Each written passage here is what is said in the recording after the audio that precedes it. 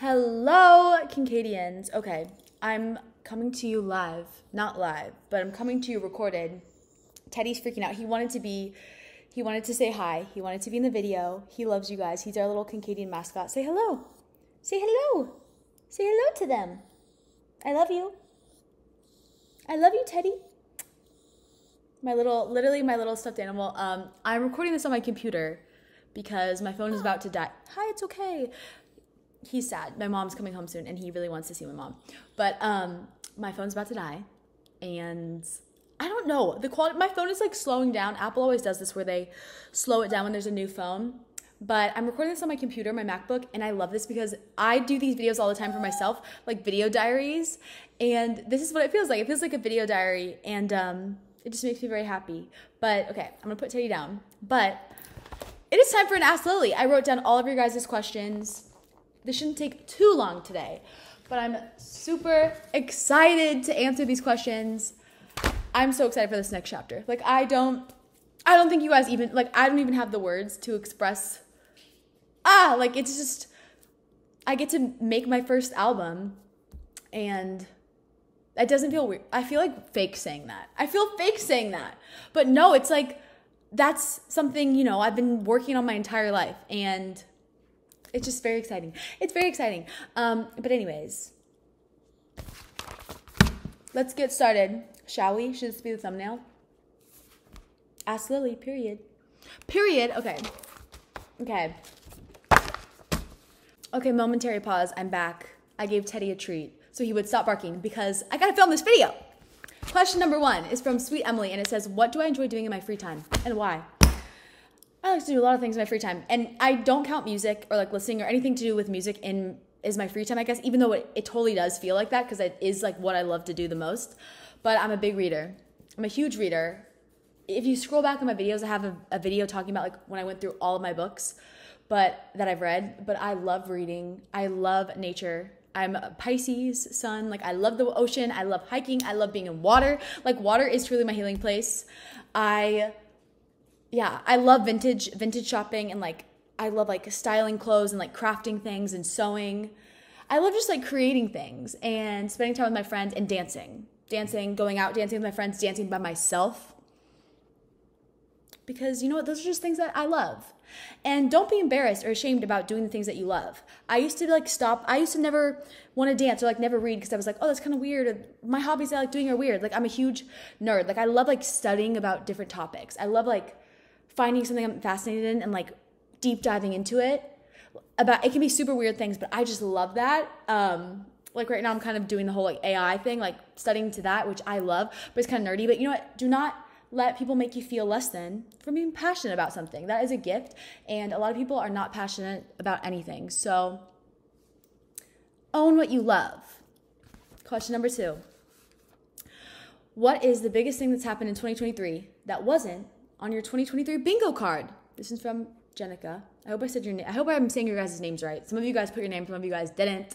But I feel like, honestly, in my mind, I know we're almost halfway through 2023, but in my head, I'm like, it's still February. Like, 2023 just started. I can't really answer that question, even though we can, because it is almost June.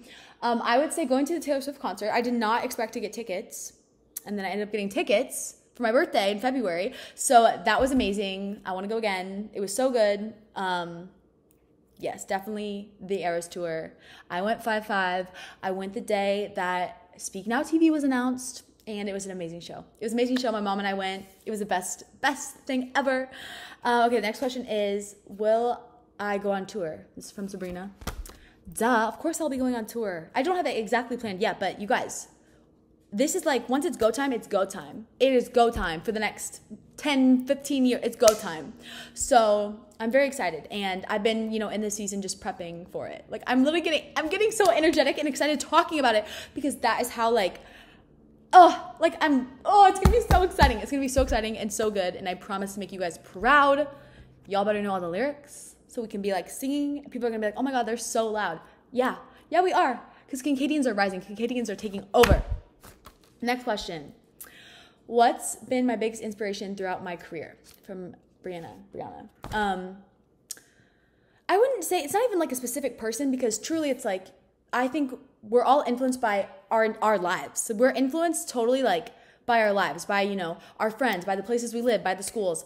But the one consistent thing, honestly, has been my, like, it sounds so like basic, but it's California. Like there's something about the city. Like I don't even know how to describe it to you, but there is something magical in Los Angeles, and that's why I find myself like I keep coming back here, even when I'm like I hate it, I want to leave, and then I come back.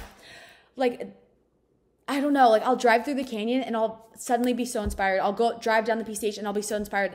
I'll walk down the streets alone and I'll be so inspired. It is truly like Los Angeles, California. It's California. It's California, you guys. It's Hollywood. I'm an LA girly. I can't help myself. Also, my bangs. I'm trying to wash my hair less because we are smart and we're trying to not treat our hair well and take care of ourselves. And so I'm currently like on day 4 of hair, so I just pinned back my bangs. So that's why I keep touching it, because I'm like, oh my God, it's so weird not to have bangs. But we love it. We love it. We love a little ponytail moment. Honestly, I love ponytails. I love a good ponytail. Now we're getting off topic. Anyways, okay, next question.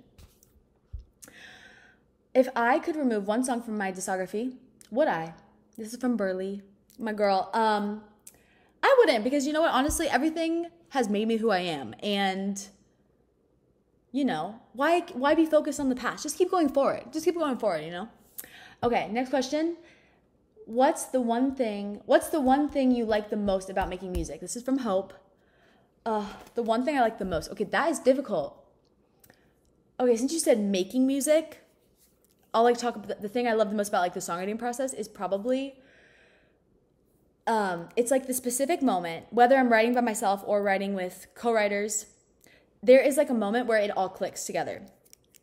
And I can't even describe the feeling because it's just so, like sometimes I'll catch it on video or voice memo, but there's one moment where like the hook, everything comes together and you're like, that's it. That's the song. And like, it's the most magical feeling because it's something you can't manufacture it. Like you can try, but you can't. It has to be natural and it's almost like meant to be. And that feeling is just, like it just feels so amazing because you're creating something that didn't exist before. And when it all clicks, it's just like, I can't describe it, but it's like, it's that moment where it all comes together. And like, I don't know.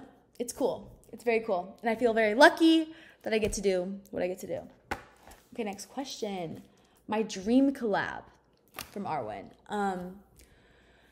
I have so many dream collabs. Like I would love to write with Taylor Swift. I would love to write a song with Taylor Swift. I would love to sing a song with Lana Del Rey and like, because her voice is so crazy and like see what ideas she would have. I also would like love to do a duet with Gracie Abrams at some point. I think that'd be very cool. Our voices would be very cool together. But yeah. Okay, next question. How would I describe my music and aesthetic? From Ramol. Okay, my music and aesthetic. I'm going to talk about like new music because y'all already know the songs that are out. You better be streaming them. Have you streamed them today? It's crazy because Reel's about to hit 8 million streams. That literally feels like a fake number. I feel like I'm lying to you guys, but that's real. No pun intended. But this next chapter, my first album, I would say the vibes are timeless, classic, iconic, grand, cinematic, golden, real, amazing. It all is back to the storytelling for me and the theme of the project.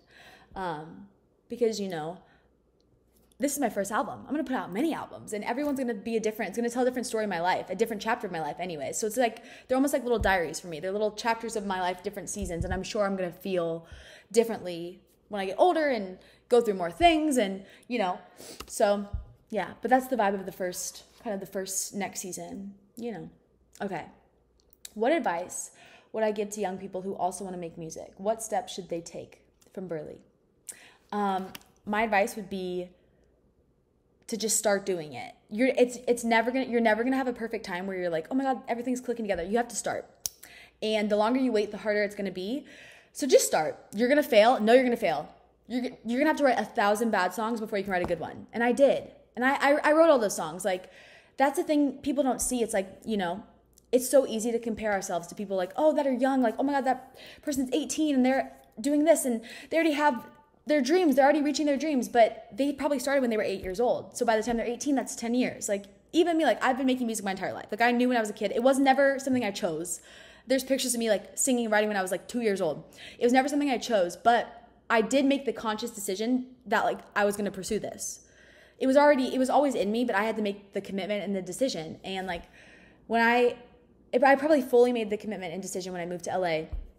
When I was 14, I sacrificed going to normal high school, having, like, a normal high school experience, all my friends I grew up with, and I was like, no, like, this means so much to me, I need to pursue it. So I did online school and started writing and going to sessions and working and training since I was 14.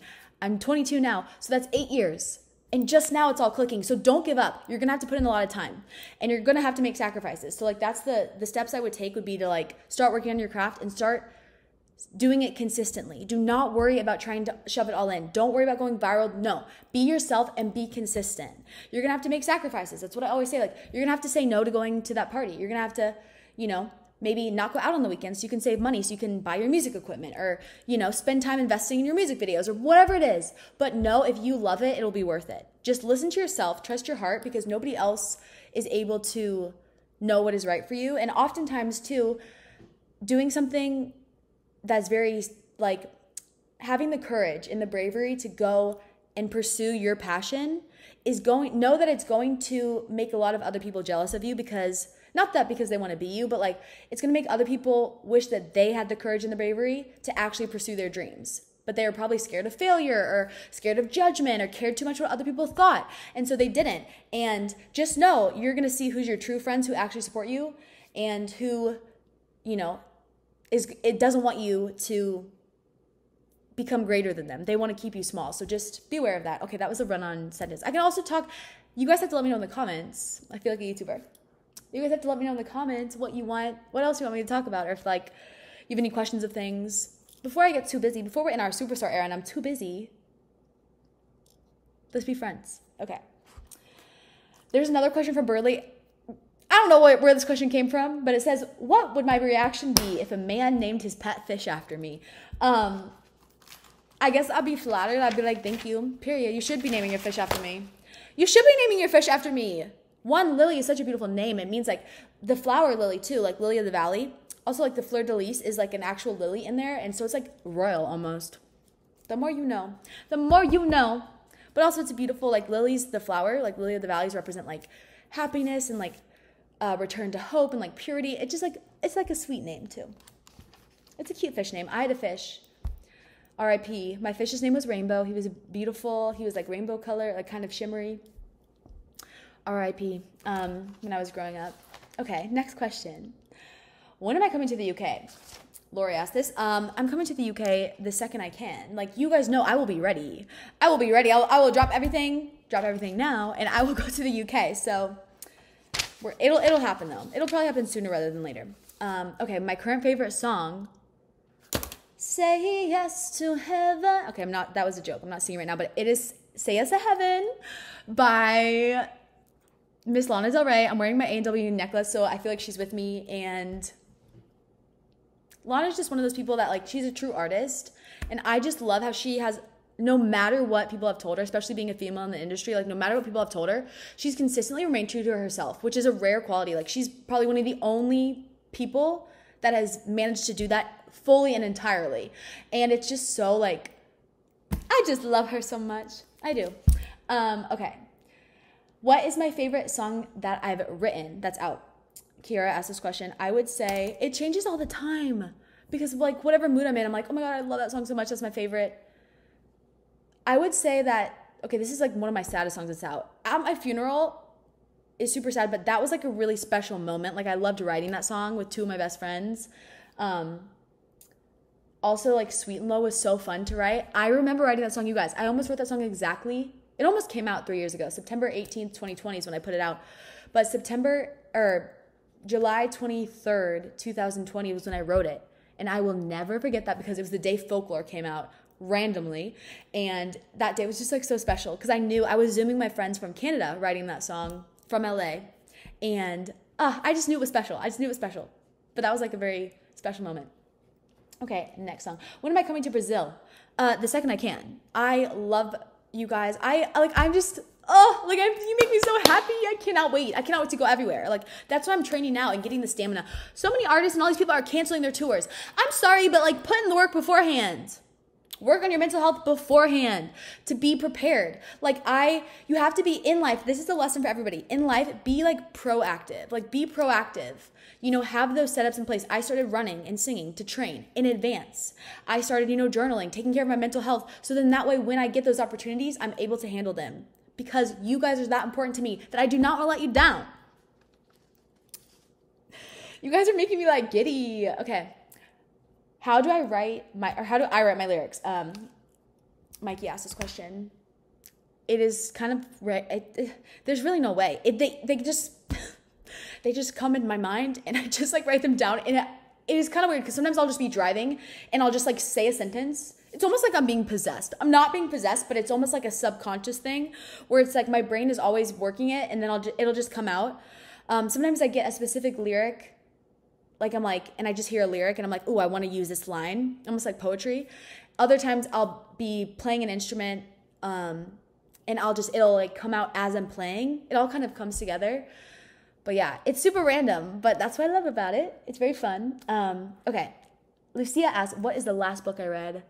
I don't remember the author. Wait, I can look on my phone. See, I love actually having my phone here. I feel like a proper YouTuber, even though I'm doing this with my computer camera, but it's kind of fun. It's kind of fun actually doing it with my computer camera. Okay, the last book I read it was so good I cried. I sobbed. It was so good. It's Hello Beautiful by Anne Napolitano. Napolitano. I don't know if I said that right, but Hello Beautiful by Anne Napolitano. It just came out. So good, so good, so good, so good, so good. Read it. Read it. It was a blind read for me. I just got it because I saw it had good reviews and I was like, oh, it was just, it touched the heartstrings. Okay. Dream place to tour / places where you want to perform. Grace asked this question. Obviously everywhere. Like I've only been to, outside of like the US and Mexico, I've only been to Greece and Italy, but I want to go like everywhere. I want to go everywhere and just perform as many places as I can. But some of the places in like the US are like venues of mine that are like, this is on my dream venue. You guys know the Hollywood Bowl. Like that's one of my dreams is to like sell out the Hollywood Bowl and then to be able to like perform as the sun is setting and having like all the like beautiful purples and pinks in the sky.